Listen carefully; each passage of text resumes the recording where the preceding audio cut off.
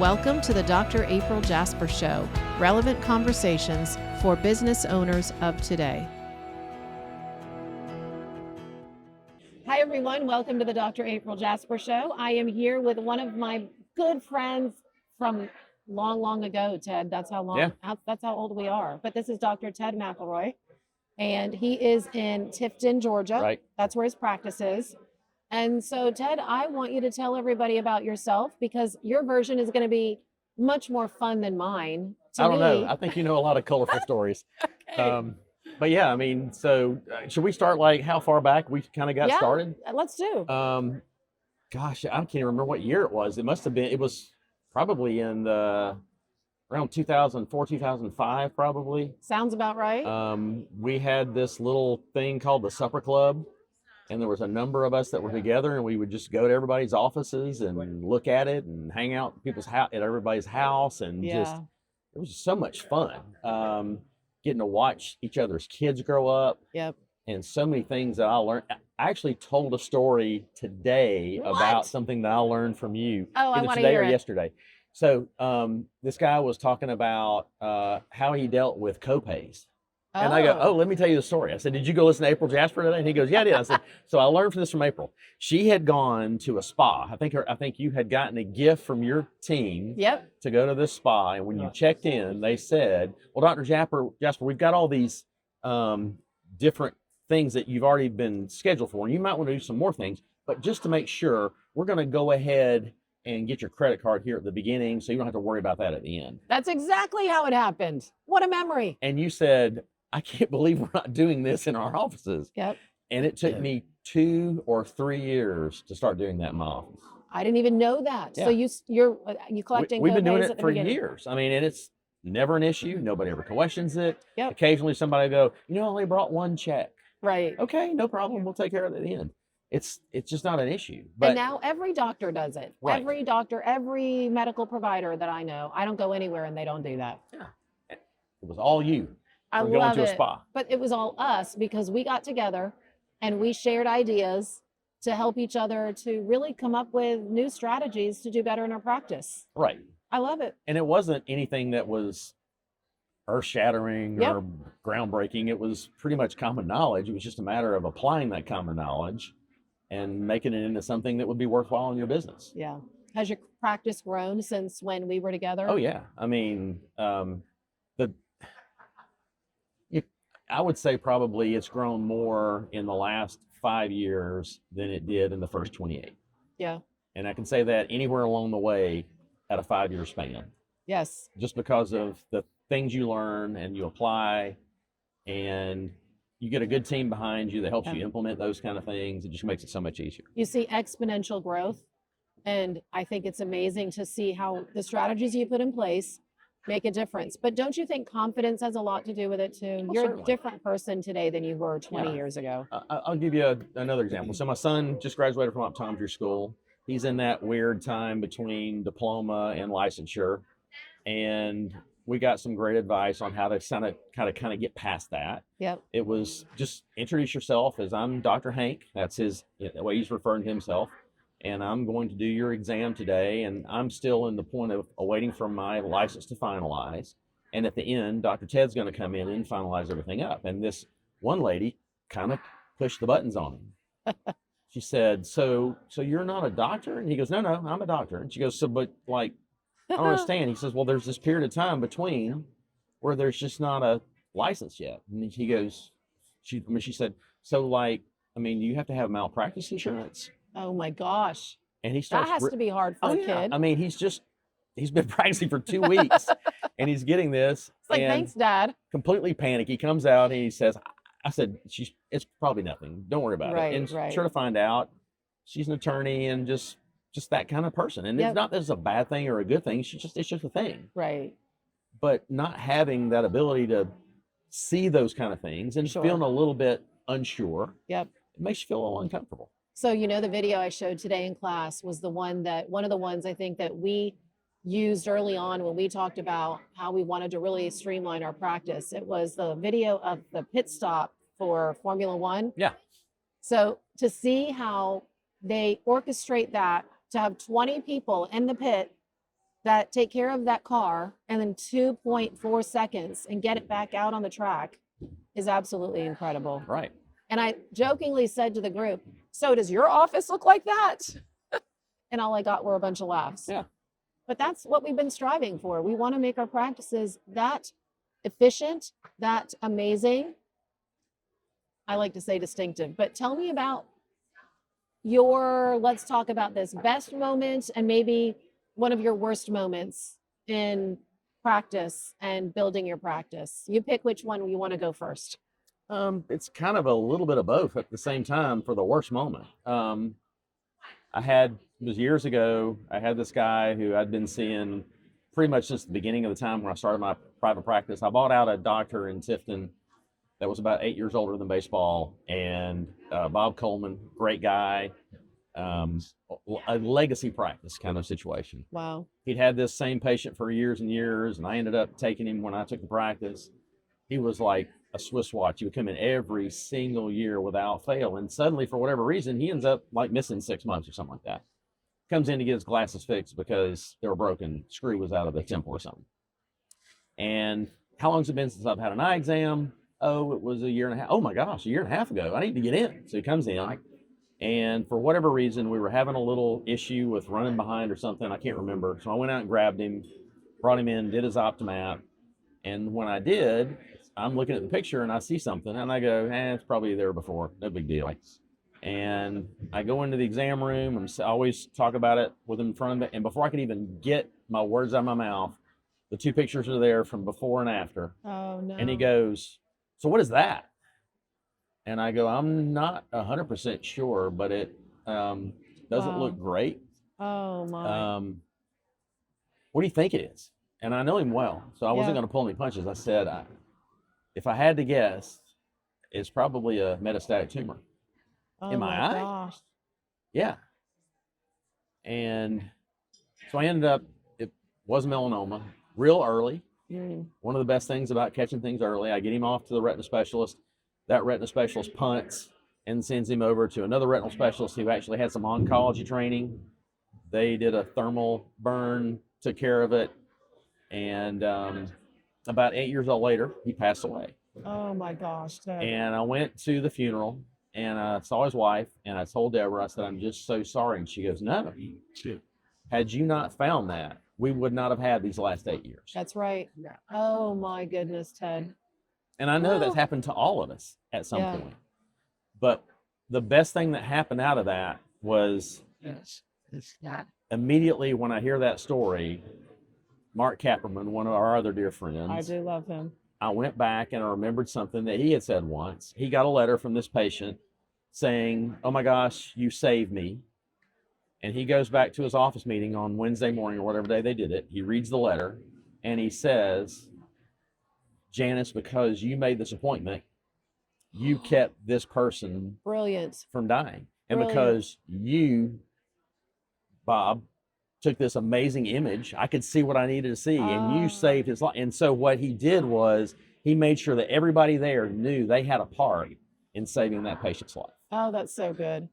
You know, Ted, that brings me to, and so that was your worst and best, and it makes all the sense in the world, but it also brings out in me the one thing that's always impressed me about you is that you are all about your team. And many of us are, but you really show it. What are some things that you do and have done over the years to show your team how much you appreciate them? Well, so the first part about it is I make sure they understand that I can't do what I do without them doing what they do. Yes. Yes. And as the practice has grown, I have to add more people, which are specialized, and they get to do more and more things, but they still have to understand that they hold just as important a role as I do. Wow. The only difference is I'm taking the risk to put the business together. That's right. But there's nobody in that practice that's more important than anybody else. That's the first thing. The second thing I think that probably is and I've really leaned into this a lot more in the last 10 or 15 years, more so in the last 5, just because of kind of putting a label on it, is coaching my team. Yes, that's good. And one-on-one as a whole or both? A little bit of both, Yeah, but it's good. but one-on-one, I try to sit down with every single one of them once a quarter for an hour to hour and a half, and it's the questions have kind of changed over the years.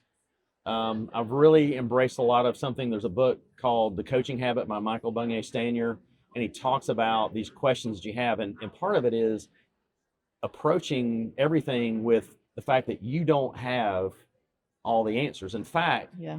more often than not, we're giving advice, bad advice, for the wrong problem Oh, goodness. because we don't ask enough questions. We just jump Right. in and fix it. And Right. that's, I mean, somebody runs into my office with a problem, I'm out of the chair before they can even get finished what they're saying, and I'm trying to fix. It's like if you call me up and say, "Hey Ted, I got a flat tire." First thing I'm doing is I'm grabbing the phone and calling Tifton Tire instead of saying, "So what's going on with it? What do you need?" I just need to say I'm a little late. Oh, AAA's already gosh. here, and I just want to let you know. Or, hey, I'm just around the corner. Can you Right. just come pick me up and bring me? I know you're going to meet in 20 minutes or something. I'm just going to save you Right. some time. But instead, I just go straight into fix it mode. And if I did that, I've done you no service. Right. That's good. So asking the right questions Mhm. and really understanding that more often than not, they've got a way better answer than I have. Yep. Good. Anything that when you look back at the years, and I act as if we're done practicing and we're not. So by the way, you're still seeing patients. Yeah. Even though Dr. Hank. is in the practice now. Anything when you look back, you can say, man, I wish I could tell my younger self this. I think it has a lot to do with what I was just talking about, is the coaching side of things. First of all, I really enjoy it. It is so much fun Yeah. just asking questions and forcing myself to shut up. Right. And when I say force myself, I will sit in that room with them, and I will. Oh, well, y'all need to know that Dr. McElroy, he's a good talker, but not just because you talk, but because you have a lot of good information for people. So I think what probably happens, Ted, you tell me if I'm wrong, is that you already have so much you want to say before their whole story is out. Right. And so we have to hold back and say, wait a minute. But just think what you miss in Yeah. that one moment, because I jump in a little too early instead of just being curious just a little bit longer, at maybe asking one more question until they literally have nothing else to give me. Yeah. And what I've missed is some people who are really brilliant who could have taken me so much farther than I've already right. made it. Well, even what you just said. I mean, Mark Kapperman had what great words of wisdom to tell us how important it is to connect the dots, like what you're doing now with what happens in the office and how each person had a part of that. I love it. We are grateful to have OcuSoft as a sponsor of our show. Since 1986, OcuSoft has served the community with a unique selection of proprietary brands, from dry eye care and protection with Retain line of artificial tears to eyelid hygiene with OcuSoft Lid Scrub eyelid cleansers essential for maintaining healthy eyes. Zoria Skincare from OcuSoft offers revolutionary products for people with sensitive skin and eyes. Thank you to OcuSoft for being the #1 doctor-recommended brand of eyelid cleansers and providing patients and doctors with products and supplies to continue to keep our eyes healthy. All right, you ready for this one? Absolutely. By the way, Ted doesn't know any of these questions. We did not plan this ahead. This one's not tough, but I still want you to talk about it. Tell me about your time working with your state association, with SECO, good, bad, what's coming next for you? Oh my gosh, I have gotten so much out of organized optometry, way more than I've ever put into it. And part of it is because it's not trying to fill somebody else's cup. It's just trying to pour more that you can into it. Understanding you never will fill their cup, but what you get out of it is so much more. I mean, just the connections, the contacts, the opportunities, the relationship. I mean, there's probably, we would have met, but I don't think it would have happened in the same way. Right. The dear friendships that I've gotten in so many different levels of things. And I mean, you know what it's like when you go to the FOA, it's is. family night, you know, It is. it's like this for us too. But I've got this family at GOA. I've got the family at Seco. I've got a family with Vision Source. I've got so many other little families that is so, so dear to me. And it's primarily just because of being involved. Right. The other side of it is realizing that if I'm going to get anywhere in my career, I'm going to have to invest something. And regardless of whether you like it or not, we're all investors. That's right. One way or another. What are you investing in that's going to bring you something? But more importantly, what's the end going to look like? I love it. We talked today in class. I brought up the fact that I try to always think. I love Stephen Covey's book, where I think he basically says this in almost every book, but he talks about beginning with the end in mind. Mm-hmm. And when you think about that, and when you do that, actually practice that, everything is different. And I wish I could teach more people how important that is as they go through life. Bring me back to Dr. Hank. How is it that he decided to go to optometry school? We don't have to tell his whole story, but he's your kid. It'll start with so one day he told my wife, I think he was 5, when I grow up, I want to be just like Daddy. I want to be an optometrist. I want to wear a white suit, a white coat, white pants, white shoes, white shirt, white belt, white tie, and I want to get paid $5 a day. And I said, you're hired. And is he wearing a white coat? No. Oh my gosh. I mean, I do. Yeah, he one of my many associates, unfortunately I've had quite a few people just You mean everybody doesn't want to live in Tifton, Georgia? It's not that.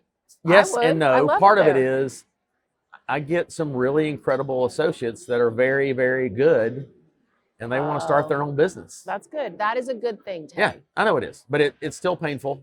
Yeah, I hear you. And my most recent associate, Julia Harrison, who is like a daughter to me, she was like, why do you keep wearing that white coat? I mean, nobody wears white coats anymore. Why are you? And so she broke me out of that habit about probably 6 or 7 years ago. And so scrubs? Nope. I'll wear Lulu pants and not yoga pants. Not yoga pants. No, like dress pants. And typically like a Lulu dress shirt. And I'm a nerd with Lulu clothes. Not that anything's wrong with yoga pants. If you want to wear those, you go right ahead. That's right. It would not be the usual Ted that I'm used to, but it's okay. All right, so here's one that I love, and I know you'll have a wonderful answer.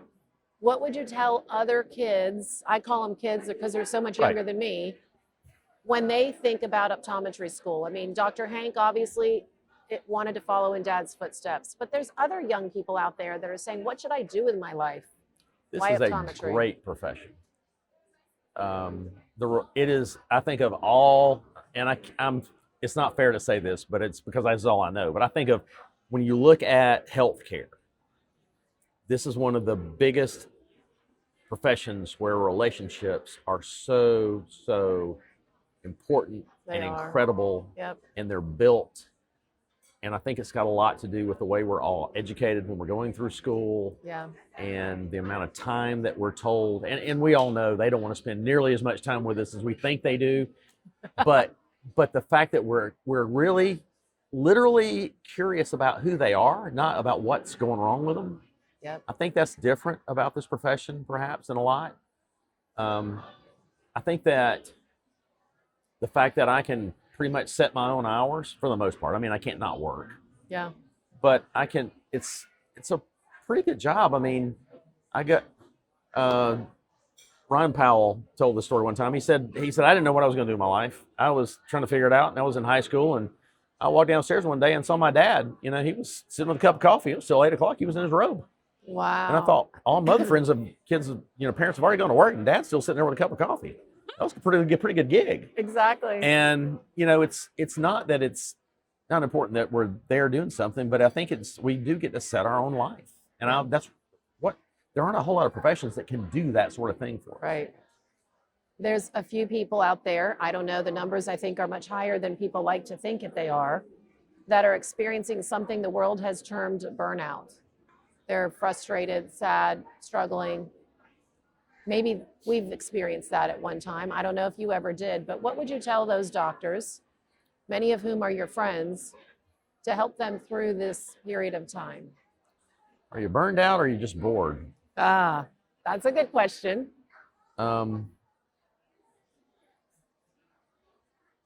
You know, I think it's a valid question because It I is. think people confuse them. You know, it's one thing when you're burned out, it's just like you just got nothing left to give.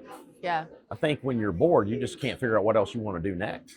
And the solution is different. Exactly. So if you have nothing left to give, you need to pour back into yourself, take some time off. Recharge, do some self-care, do something along that kind of line. And I think even the boredom side of it. But I really honestly believe there's a big confusion between being truly bored or being burned out. And I think people are a lot less burned out than they are bored. And I'm sorry, I'm probably going to get flamed for saying that. No, I think it's a fair statement. But I see so many people, burnout is our generation's version of midlife crisis. Yeah, yeah. And by that you mean? They're bored. Okay. I mean, that's pretty much what midlife crisis is. I'm just Sure. bored. I gotta go get that red sports car. I gotta, blow up my marriage. I gotta do something to make it more exciting. So the fix is? The fix is pouring into somebody else. Yeah. Taking your focus off yourself. Right. And realizing that, there's no fear in love. Right. And that's probably why some people don't ever go through that, because they, throughout their life, are doing that. It's a very interesting concept. I think that there's so much that's being written about it, but that's one of the purposes of this show, is to hopefully inspire people. They hear your story, they hear other people's stories, and they say, you know what, I get it. That makes sense. We've all been through things, and we're here for each other. But I mean, so you say, hear my story, but I'm not that special. I mean, I'm really not that special. I'm really not. I'm no better than any other OD in this room. I might have had some neat experiences. I chose to do them. Yeah. I reached out and said, I have I call him a good acquaintance, a guy named John Acuff. He's written 11 books, and he's if you ever get a chance to read one of his books, first of all, they're hilarious, but they're also really good things. And he has a phrase called "own the ask." And I think a lot of what's happened is, along the way, I have owned the ask. I asked you and David to join that little tiny group that we had of 4 people. Yep.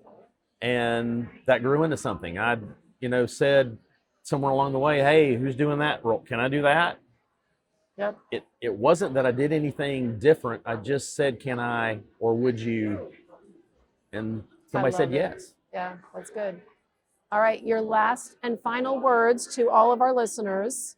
Dr. Ted McElroy, past president of, come on, tell me all the things. This place, GOA. GOA. And SECO. SECO. How about any other, were you in Rotary or any of those things? Yeah, I've done the Rotary Club. I've done, local society and exactly that kind of thing, yeah. So tell our listeners and viewers, what are your final words, final thoughts as to something inspirational, educational, or just a Ted McElroy-ism? Oh gosh. Do you have any isms? I'm sure I do. Go find my children. Both of them are here. They'll tell you I got lots of them. Probably, I don't know. Just stay busy. Yeah. Busy people are happy people. I mean, and I don't mean the way we all talk about busy today. Oh, I'm just so busy. That's bordering on that boredom thing again. I think finding something to do to keep yourself going. Right. Get up and go exercise. Go talk to some friends. Text somebody and just say, I really appreciate you doing whatever. That's good. Nobody has ever, when I've texted them and told them something like that, ever said, man, I can't believe you texted me like that. Every single one of them said, this is exactly what I needed right now. Oh, I love it. And you just never know when they need you that. don't. Good advice. Well, I appreciate you. You have meant so much and continue to mean so much to David and I, and just glad you're here with me on the podcast. Thank you, Ted. April.